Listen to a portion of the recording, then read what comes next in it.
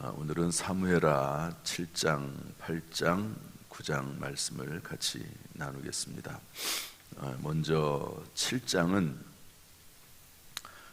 나단이 계시대로 다윗에게 말하다, 이렇게 성서공회에서 제목을 달아놨습니다. 한번 따라서 할까요? 나단이 계시대로 다윗에게 말하다. 이 내용은 다윗이 그 다윗성은 잘 마련해 놨는데 하나님의 법궤를 모실 성전이 없으니까 이제 성전을 짓겠다, 이렇게 이야기하는 내용입니다. 나단 선지자가 처음에는 이제 다윗이 상의할 때 허락을 하지만 나중에 그날 밤에 하나님께서 말씀하십니다. 안 된다고 얘기하세요.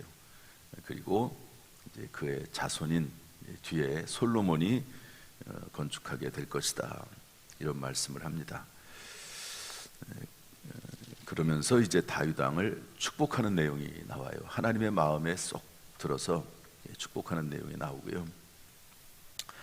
그리고 나서 7장 18절로 가면 다윗의 기도가 나옵니다.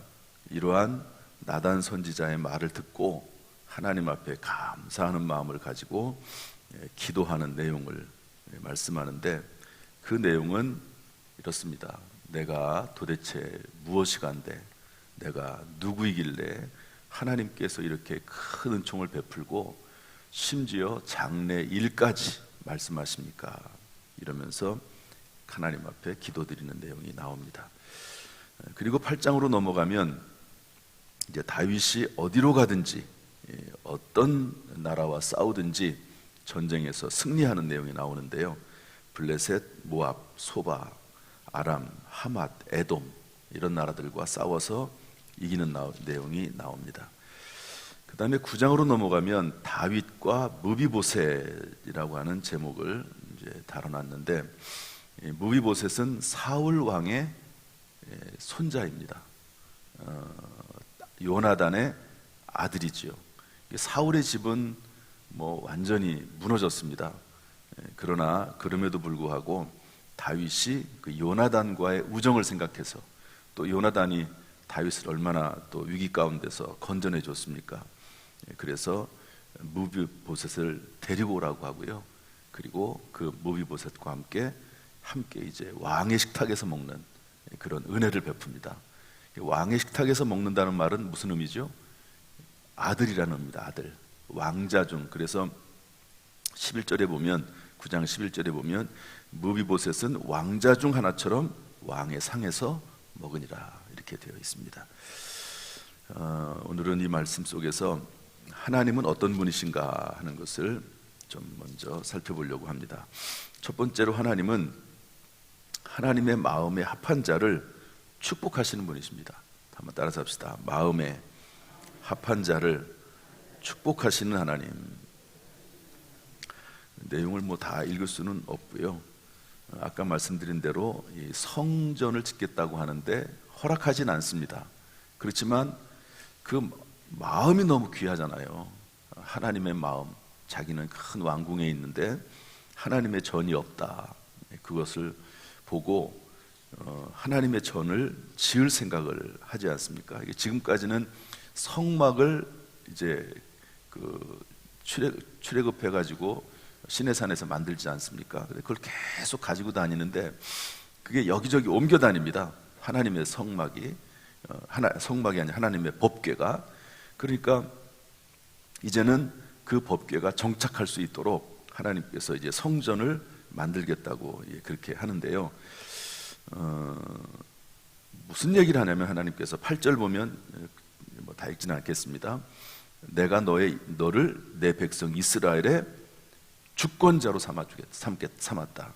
그 다음에 9절 보면 내가 너의 이름을 위대하게 만들어주겠다. 10절 말씀이면 그 어떤 것도 너를 해치지 못하게 해주겠다. 10절에 가면 너를 모든 원수에서 벗어나 편히 쉬게 해주겠다. 12절로 가면 내가 너의 나라를 견고하게 하겠다. 여러분, 사울 왕은 그냥 당대 자기만 왕이 되고 자손 대대로 이어지지 못했습니다. 그런데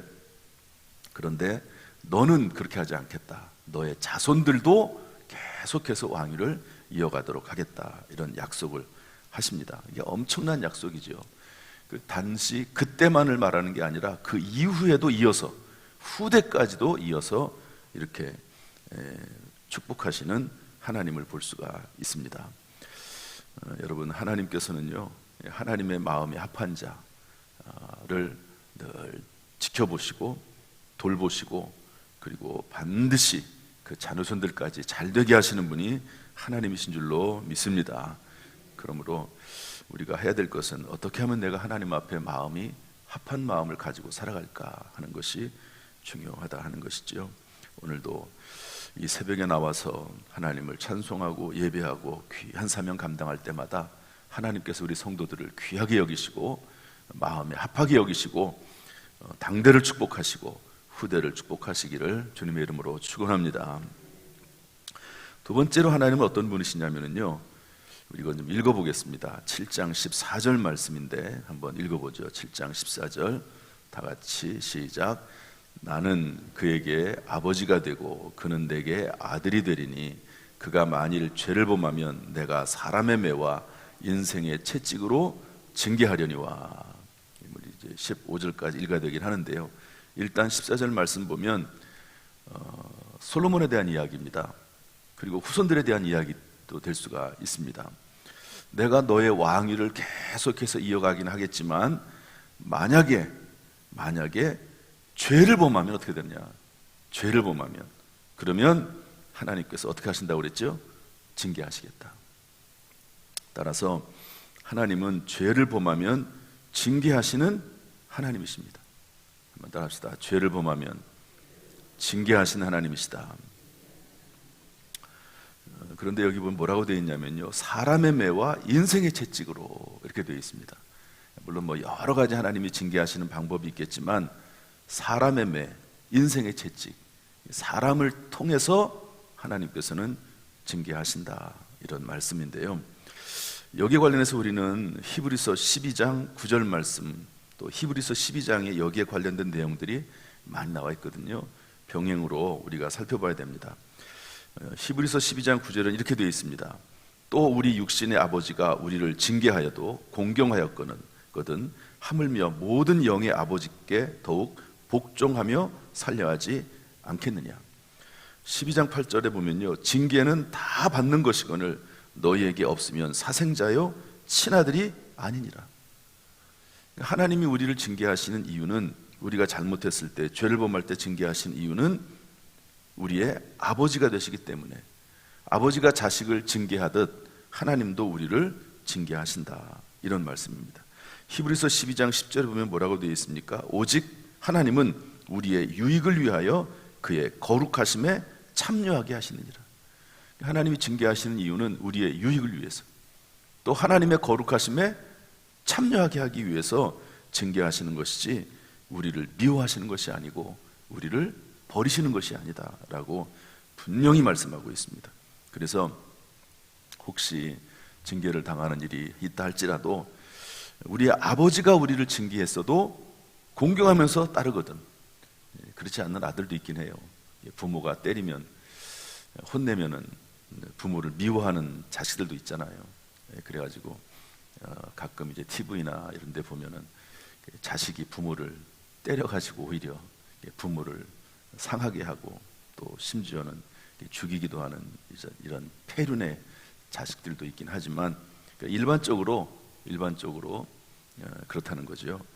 부모가 자식을 징계하면 그럼에도 불구하고 부모를 공경하고 따르듯이 하나님의 징계를 받는다 할지라도 그것 때문에 하나님을 미워하거나 하나님을 떠나는 것이 아니라 오히려 더 하나님을 징계해라, 하나님을 더 가까이 하라, 이렇게 말씀을 하고 있습니다.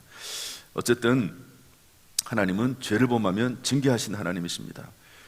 여러분, 하나님의 징계를 싫어하지 말고 오히려 하나님 앞에 더 나와서, 가까이 나와서 복종하며 살고 고침을 받으며 살아가는 저와 여러분의 삶이 될 수 있기를 주님의 이름으로 축복합니다. 그로 인해서 모든 것이 합력하여 선이 되고 오히려 더 잘 되는 역사가 있기를 주님의 이름으로 축원합니다. 또한 세 번째로 하나님은 어떤 분이신가? 하나님은요, 은총을 거두지 아니하시는 하나님이십니다. 한번 우리 15절 16절 말씀 읽어보겠습니다. 다 같이 시작. 내가 내 앞에서 물러나게 한 사울에게서 내 은총을 빼앗은 것처럼 그에게서 빼앗지는 아니하리라. 내 집과 내 나라가 내 앞에서 영원히 보존되고 내 왕위가 영원히 견고하리라 하셨다 하라. 여기 뭐라고 되어 있습니까? 사울에게서 내 은총을 빼앗은 것처럼 그에게서 빼앗지는 아니하리라. 참 이것은요, 다윗에게 있어서 엄청나게 중요한 말입니다. 여러분, 사울이 왜 다윗을 그렇게 쫓아다니면서 죽이려고 했죠?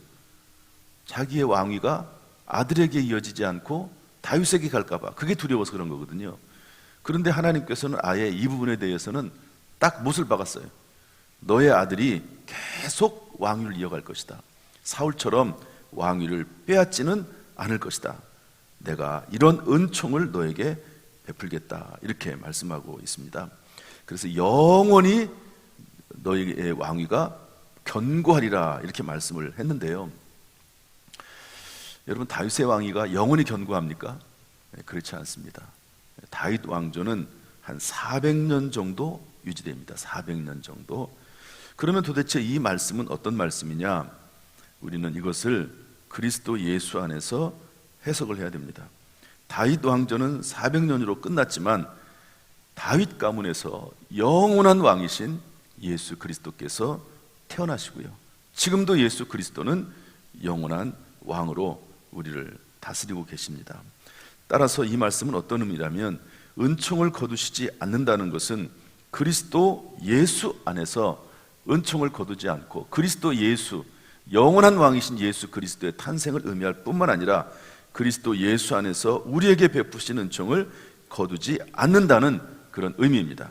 한번 저를 따라서 하시죠. 그리스도 예수 안에서 우리에게 은총을 거두지 않으신다.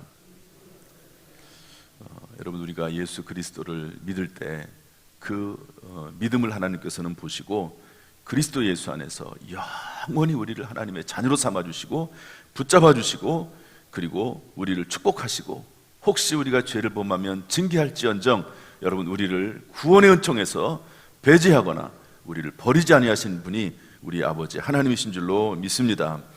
여기에 대해서 성경은 분명히 이렇게 말씀하기를, 로마서 8장 39절에 보면 하나님의 사랑에서, 그 어떤 것도 하나님의 사랑에서 우리를 끊을 수가 없다. 로마서 8장 34절에 보면 누가 정죄하리요? 그리스도 예수께서 하나님의 보좌 우편에서 우리를 간구하신다, 이렇게 말씀하고 있습니다. 또한 로마서 8장 26절에 보면 성령도 말할 수 없는 탄식으로 우리를 위해서 간구하고 있다고 말씀하고 있습니다. 여러분, 저나 여러분을 위해서 지금도 하나님의 사랑이 우리를 지배하고 있고 성령님과 예수 그리스도께서 저와 여러분을 위해서 기도하고 있는 줄로 믿습니다. 이것이 우리의 믿음이고 변함없는 은총이, 떠나지 않는 은총이 우리 가운데 있다는 것을 알려주고 있는 것이죠. 따라서 오늘 오직 내 영혼의 구원을 위해서 예수 그리스도 안에 거하고, 오직 영혼의 구원을 위해서 예수 그리스도를 다른 사람들에게 증거하고 그 복음을 전하는 저와 여러분이 또 우리 교회가 되어야 될 줄로 믿습니다. 이런 모습이 우리의 삶 가운데 이루어지고, 오늘 우리의 기도 가운데 영혼 구원을 위한 은총을 거두지 아니하신 하나님의 은총을 위해서 서로 함께 기도하는 복된 시간이 되기를 주님의 이름으로 축복합니다. 마지막 하나만 더 보겠습니다. 오늘 성경 말씀을 통해서 배울 수 있는 교훈인데요, 우리 9장 7절 말씀 보겠습니다. 9장 7절 말씀 다 같이 읽어보죠. 9장 7절 말씀 다 같이 시작. 다윗이 그에게 이르되 무서워하지 말라. 내가 반드시 내 아버지 요나단으로 말미암아 내게 은총을 베풀리라. 내가 내 할아버지 사울의 모든 밭을 다 내게 도로 주겠고 또 너는 항상 내 상에서 떡을 먹을지니라 하니. 한번 따라합시다. 내 아버지 요나단으로 말미암아 내게 은총을 베풀리라. 다윗이 사실은 이런 일은 거의 없습니다. 어떻게 그 자기를 죽이려고 했던 그 전임 왕의 자녀들을 이렇게 후대합니까? 이럴 수가 없죠. 왕이 되었다고 하는 것은 단지 그 사람 혼자만 왕이 되었다는 것이 아니라 그 사람을 따르는 수많은 무리들이 있다는 걸 말하는 거거든요. 그런데 그 아들을 후대하면 여러분 그 아들이 본인은 혹시 그렇지 않다 하더라도 다른 사람들이 따랐던 사람들이 이전에 사울 왕을 따르면서 거기에서 여러 가지 관직을 누리고 좋은 것을 얻었던 사람들이 또 다른 일들을 계획하지 않겠습니까? 다시 그 아들을 통해서 왕권을 회복하려고 하지 않겠습니까? 그러니까 그런 일은 없습니다. 이렇게 후대하는 일은 절대 없습니다. 그런데 그럼에도 불구하고 다윗이 이렇게 하는 이유는 아버지 요나단, 다윗을 살려줬던 아버지 요나단으로 인해서 자녀들에게 은총을 베푸는 것이죠. 여러분, 이것은 물론 이제 인간관 속에서의 관계 속에 이렇게 나타날 수 있습니다. 우리가 은혜를 입으면 당연히 은혜를 갚아야죠. 여러분, 배은망덕이라고 하는 말이 있습니다. 배은망덕. 은혜를 은혜로 갚지 않고 은혜를 배신하는 거거든요. 이것은 인간 사회에 있어서 아주 악한 겁니다. 교회 내에서도 배은망덕한 경우가 좀 있습니다. 또 인간 사회에 배은망덕이 있죠. 이것은 결코 좋은 것이 아닙니다. 그런데 여기 보면은요, 하나님께서는 이렇게 은혜를 사람도 은혜를 은혜로 갚지 않습니까? 하나님도 마찬가지입니다. 하나님께 수고하고 헌신한 사람들에게는 하나님께서 그 자녀들에게 은총을 베푸신다 하는 것을 본문이 우리에게 말씀해주고 있습니다. 그래서 하나님께서 다윗에게 말씀하신 내용이 아까 드린 말씀이 그런 말씀입니다. 다윗으로 인해서 하나님께서 그 다윗의 아들과 그 자손들에게 하나님께서 복을 내려주시는데 그 왕위를 빼앗지 않겠다라고 말씀하고 있지 않습니까? 아브라함이 소돔과 고모라에서 멸망당할 수밖에 없는 조카 롯을 위해서 기도했더니 성경에 뭐라고 되어 있습니까? 천사들이 아브라함을 생각해서, 따라합시다, 아브라함을 생각해서 그 조카 롯의 가족들을 손을 잡아 끌어서 그 성에서, 멸망받을 성에서 끌어내는 것을 볼 수가 있습니다. 여러분, 저나 여러분의 수고는 결코 땅에 떨어지지 아니하고 하나님께서 우리 당대뿐만 아니라 후손들에게까지 은혜로 갚으시는 줄로 믿습니다. 이것이 하나님의 상급입니다.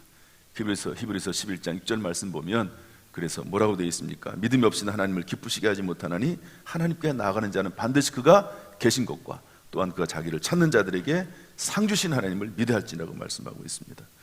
여러분, 이 새벽에 나와서 기도하고 우리가 헌신하고 수고하고 봉사하는 모든 것들 하나님이 합당하게 여기시면 정말 중심을 다해서 사람에게 보이려고 하는 것이 아니고 중심을 다해서 하나님을 섬기면 하나님께서 반드시 당대에 복을 주실 뿐만 아니라 후대에도 하나님께서 은총을 베푸실 줄로 믿습니다.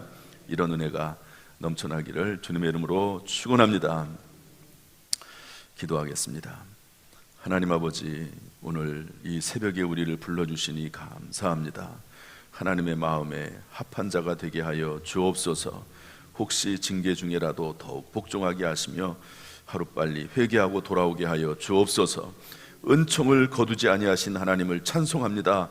주 예수 그리스도 안에 영원히 거하도록 주여 우리를 권고하여 주옵소서. 하나님이여, 우리의 수고를 기억해서 자녀들을 잘 되게 하시니 감사합니다. 이 믿음 가지고 오늘 이 말씀 붙잡고 늘 주 안에서 헌신하게 하시고 수고하게 하시고 또 자녀들에게 하나님의 말씀으로 잘 양육할 수 있도록 우리를 붙잡아 주옵소서. 주여, 우리가 늘 연약하고 부족합니다. 아무런 기도할 자격이 없습니다.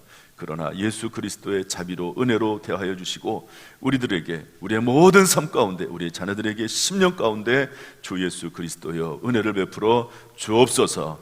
예수님의 이름으로 축복하며 기도하옵나이다. 아멘. 이제는 우리 주 예수 그리스도의 은혜와 아버지 하나님의 무한하신 사랑과 성령님의 감동, 감화, 은혜, 축복, 교통하심이 우리 모든 성도들에게 충만하시기를 하게 하시기를 간절히 축원하옵나이다. 아멘.